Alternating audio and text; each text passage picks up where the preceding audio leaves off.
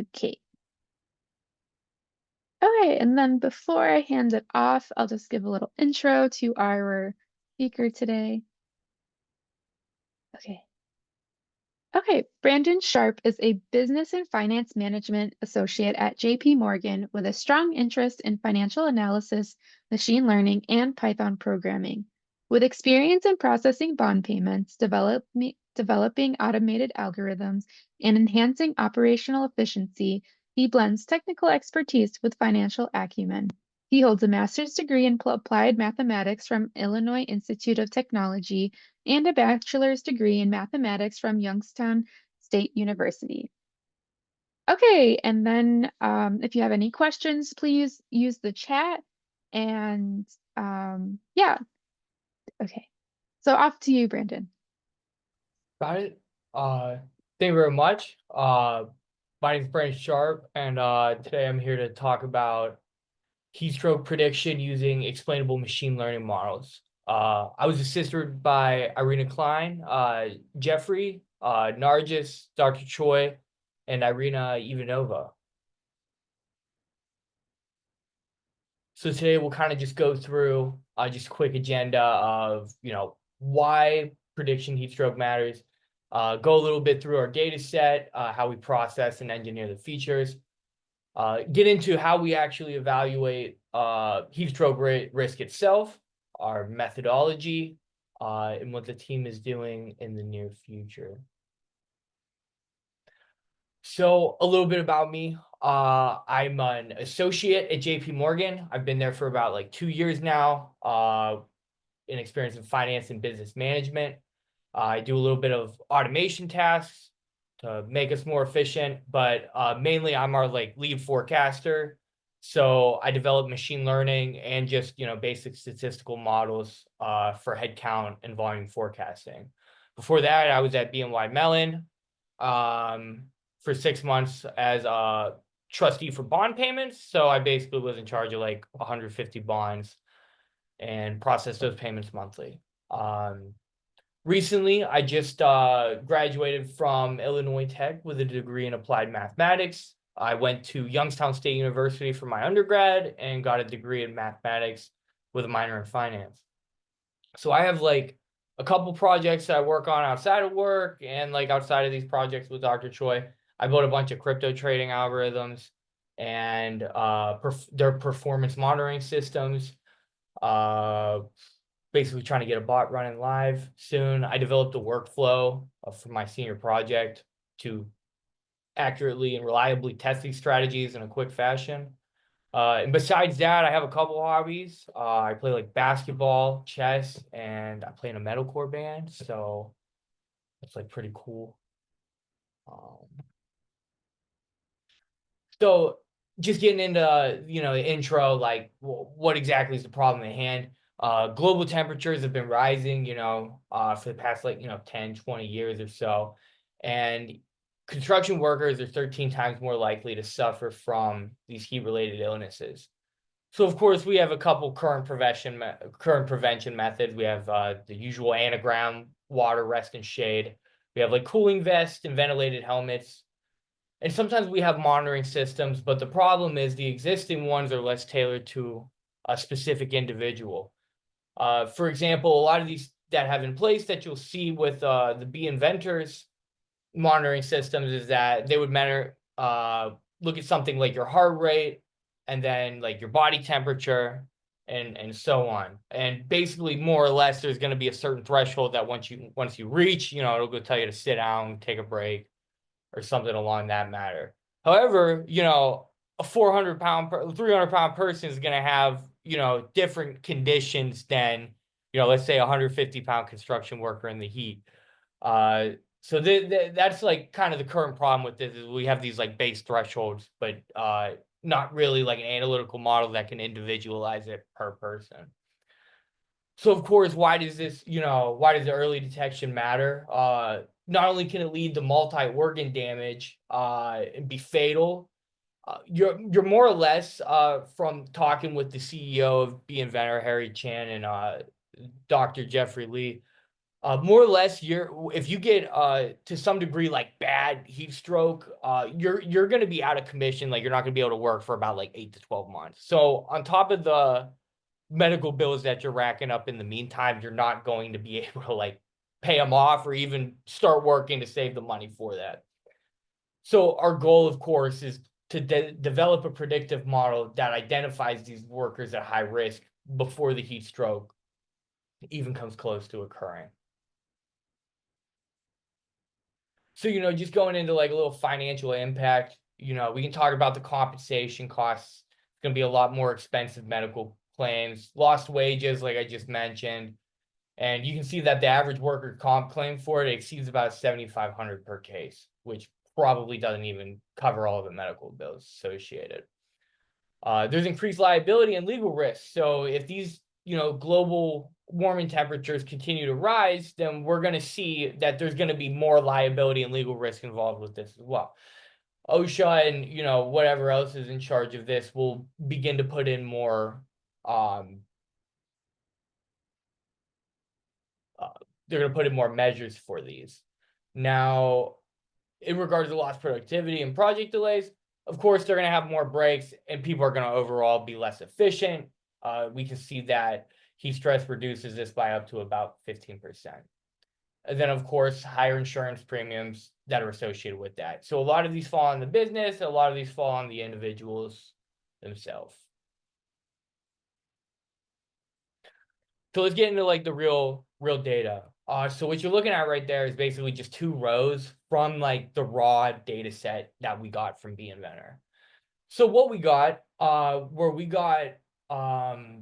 we collected data from Hong Kong construction sites from May to September of 2024, which are the hottest months. Now you can see, especially in the heart rate column, you can already see that there's a null value. And then I want you to go take a look at the timestamp column. These are 2, just one precedes the other. These are in the exact order. You can see the one is 17 seconds, and then you can see the other one is 1 minute and 18 seconds. So right then and there, usually when you're working in a Kaggle data set or you do anything like that, normally the time series data is already structured perfectly. You're going to find out real quick that in real world data, it's very far from that.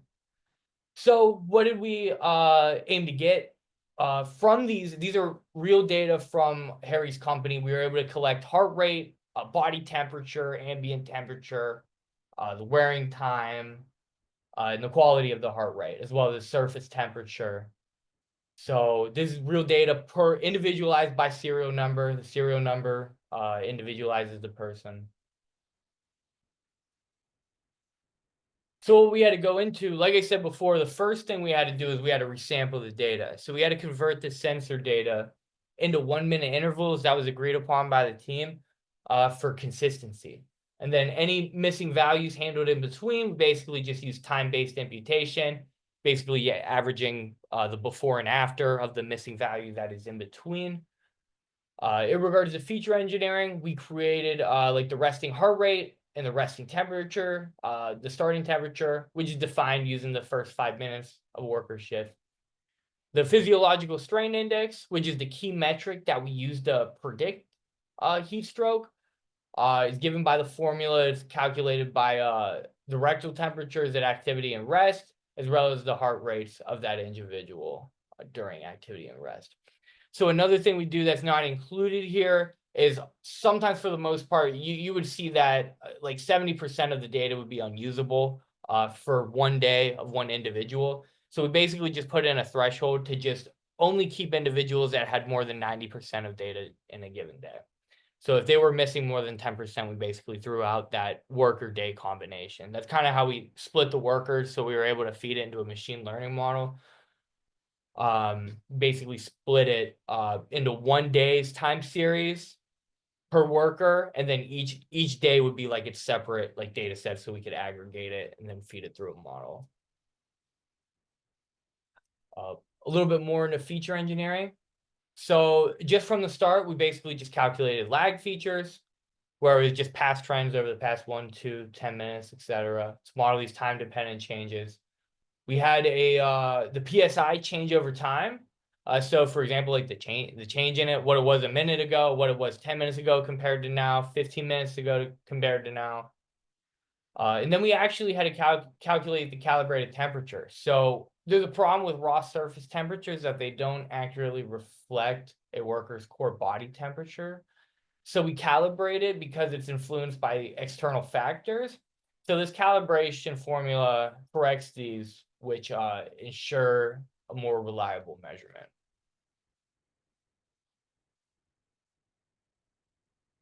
So evaluating heat stroke risk. We already went through, we went from the raw data, we were able to process it to add a bunch more features into something usable for a machine learning model. So the next thing is, going back to that original data set where we had heart rate, body temperature, etc. I made an emphasis when we started this project, even in the first like 2 or 3 meetings, to before we start adding features, before anything, we decide based on the raw data set that we have, what it is actually that we want to predict. So after going back and forth, whether it was heart rate or a combination of heart rate and body temperature, Dr. Lee gave us a lot of references regarded around the physiological strain index. So basically that calculation I showed before, it's basically a combination of your heart rate and a body temperature. So, you could probably think on a scale of 0 to 10, if you have a really high body temperature and you have a really high heart rate, that's going to be more close to a 10 on this PSI scale. So we had those two variables that were associated with something really good with this he's predicting this heat stress. So we emphasized that, and then we came to the conclusion that if we want to predict this in the future, and we aggregated the data into like 1, 5, 10-minute intervals, that we should try to predict it, 5, 10, 20, and 30 minutes out. We'll see down the line that, we would like to go a little bit further, but due to the low number of high PSI values, sticking at least, 5 to 15 minutes trying to predict at least, something reasonable that could be used in real production. So we used about like 4 models, XGBoost, neural networks, OLS, and random forest. I'm sure everybody's heard of a couple of these.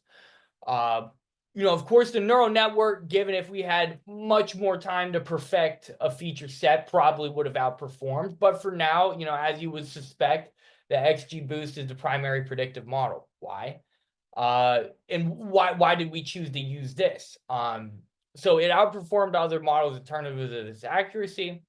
It's very well known for handling missing data, capturing nonlinear relationships. Like I said, we're trying to predict a combination of body temperature and heart rate, which to some degree fluctuate randomly.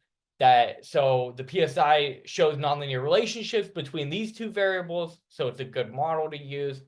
As well as for my personal favorite and using like in business standpoint, explainability through the feature importance. I'm able to explain to you folks which features actually contributed most to the model's predictive power. So how we did all that super fast was we used SAS workflows architecture. So we're basically able to put all 4 of those models out, and we were able to feed our process data set into that. This allows us for like really fast experimentation with a bunch of different machine learning techniques. And there was a direct comparison of the models based on multiple key evaluation metrics. So the key steps in it were basically just ingesting the pre-processed data, making sure formatting was correct for time series, and then we trained the multiple models, and then we're able to interpret them and get out their feature importance. So we're able to evaluate how these both physiological and environmental factors impact the PSI prediction. So we kind of ran into a problem when we started building the model, and we knew everything we wanted to do. We just wanted to predict PSI, right? So we started plugging it into the models and we built everything. And then we came to realize that it was doing really well at predicting when somebody was at little to no heat stroke, aka anywhere from 0 to 3. But it was absolutely terrible at predicting anything that we were really trying to predict, aka the high cases. So this is just the first thing we had to note. The first challenge we came across, besides the data not being in strict time intervals, was that the severe heat stroke cases are uncommon, which this leads to an imbalanced data set. I'm sure you've had another one. If you ever tried to predict cancer or something with a machine learning data set, you learn very quickly that not everybody has that. You know what I mean? So there's going to be, if not, 80-90% of people that don't have that as compared to do. And then you learn about these data imbalancing techniques. So we were able to do that for this problem as well. Just basically the same idea. You can see in table 4 that we had only only 2 counts for 8 to 9. And the funny thing is, for that 8 to 9, those were actually just 1 second where it was off, or 1 minute where the sensor was off, and it just read that value. However, we were able to confirm that from 5 to 8, we did have at least like 30 to 40 actual representations of it. But as you can see, the problem from our entire data set, that's about like 400,000. So we had about like 30 to 40 real examples of high heat stroke in a case of 400,000 total trainable rows. So we used this very nice synthetic data generation with SMOTE. So it's basically a method that creates synthetic data points to overbalance. So it doesn't duplicate existing cases and put them randomly in the data set. It actually interpolates between the real samples dimensions, and then it generates realistically new instances of that.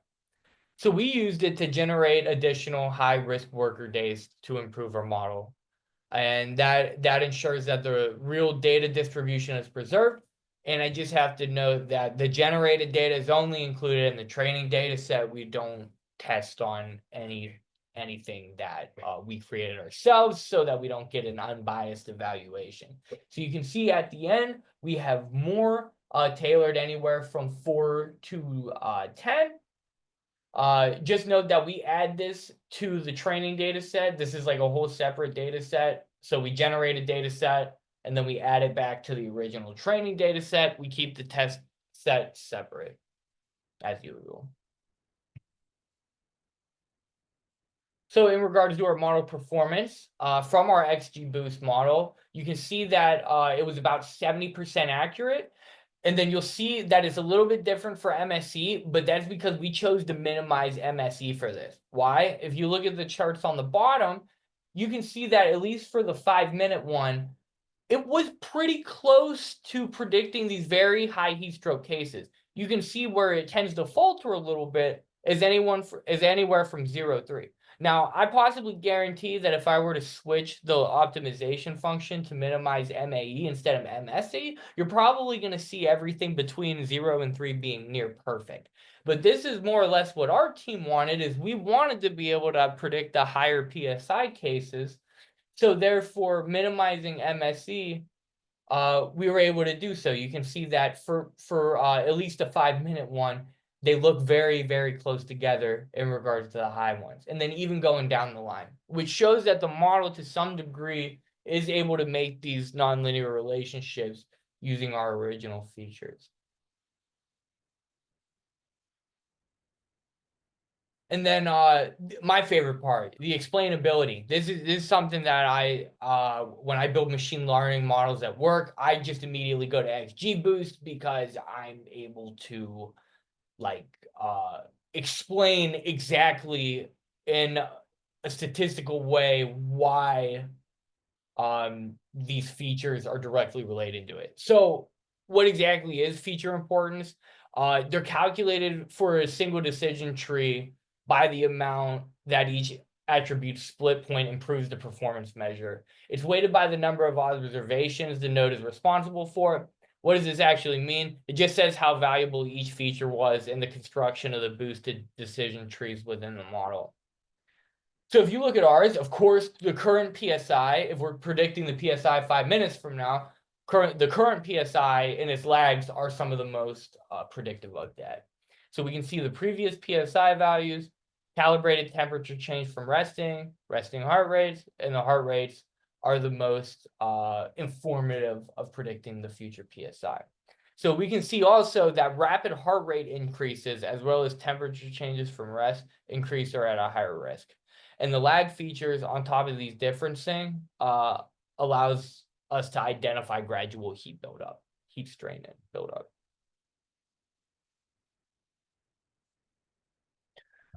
So real world, how would we use this in the real world? Like, so the idea with it is we would try to predict the PSI, let's say 5 minutes. Let's say theoretically, if we could get this to work, I can predict it 30 minutes from now.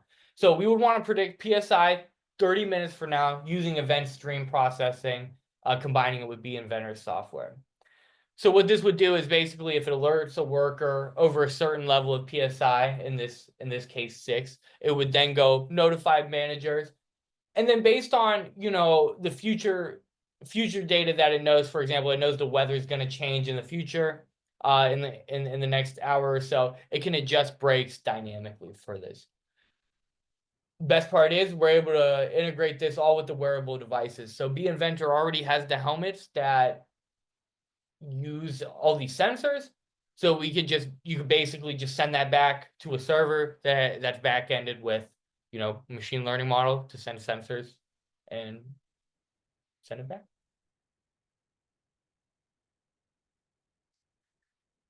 So the whole idea of this, we want to combine physiological modeling with AI-driven impact warnings.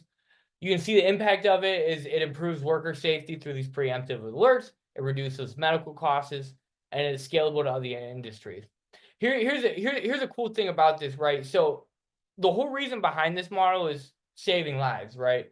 So I've been reading a lot of books on, a lot of these machine learning models. Like they came out, more or less, or popularized around like 2018 or 2019. So it's been about 5 or 6 years now, and now we see that a lot of these models and such are now being used in production for real world things.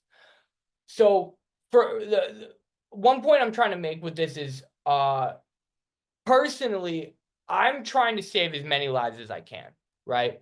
Now, when you if you were actually to sit down and build one of these models with one of these managers, you're gonna have to make some sort of ethical decision. Do you want to at some, and this is kind of like exaggerated at some point, but do you want to completely prevent at all the risk of a worker even coming close to heat stroke at the cost of, efficiency to the business? Or do you want to have it to some degree just what you can so that the person's not hurt, so that you can make the business more efficient? Personally, me, I'm gonna do the one, like save as many. Like I don't want anybody like close to it, right? That's just something I wanted, like like the audience to think about that. That with these, we are coming to a point where there are a lot of like ethical decisions in something like that. So that right there is just one good example of, how are you gonna go about this problem? Are you hands down about 100% saving lives? Or, to some degree, or are you gonna, do the other? Or, you're gonna have to, in reality, in a business standpoint, you're gonna have to do some sort of combination of both. There's gonna be some sort of agreement, so that's just kind of just one thing I was thinking about. So that's like a key takeaway from that. So like the future work, in regards to the model itself, you're gonna hit it with some more hyperparameter tuning, get it some more additional real world data sets. What we want to predict with its capabilities, we would like to do more than 30 minutes. 5 minutes is nice, but if I can predict somebody like 30 minutes, an hour from now, say, hey, these conditions aren't good, more or less, I personally see this being in a range of like 15 to 45 minutes, right? Because like heart change, that can happen any minute, any second. So reasonably, we would try to investigate these long-term heat exposure effects to try to see what would be the best predictive time frame for this prediction horizon. And then we want to test this out on new helmet models with more accurate sensors, and then carry out some more experiments to correlate the forehead temperature to the core body temperature. So the team has been work on a team of a bunch of data scientists, doctors, and even Dr. Choi. ranging from financial analytics to just data analytics to AI. So recently we just won the SAS hackathon for the Americas region for the model that we created. We're gonna go down in May in Florida to compete against top teams worldwide to show how our AI could improve workplace safety. And then right now we're writing a research paper detailing what we find in the methods, and we're going to submit it to an academic journal, hopefully for publication after. So I want to, thank B Inventor and Harry Chan. They gave us like real world. Besides, what I do or what I've seen at BNY and whatnot. This is access to real world construction data. They started this company to try to predict the heat stroke thing, and basically how I viewed it at first was they have like these thresholds and whatnot. So they collected all this data for the time being and are looking to move forward into like a machine learning model type. And they were completely transparent about industry challenges as well as even problems with the data set itself. So this project wouldn't have been possible without their insights. And thank you to the SAS hackathon organizers for organizing it. We were able to use the SAS platform and tools, basically sped up the process of comparing the model performances, and allows us to push the boundaries of AI-driven workspace. Here's some references. And that's all I have. Anybody have any questions? Great. Thank you so much. I'm gonna stop recording and then I'll also allow access if people want to take themselves off mute. So just give me a second.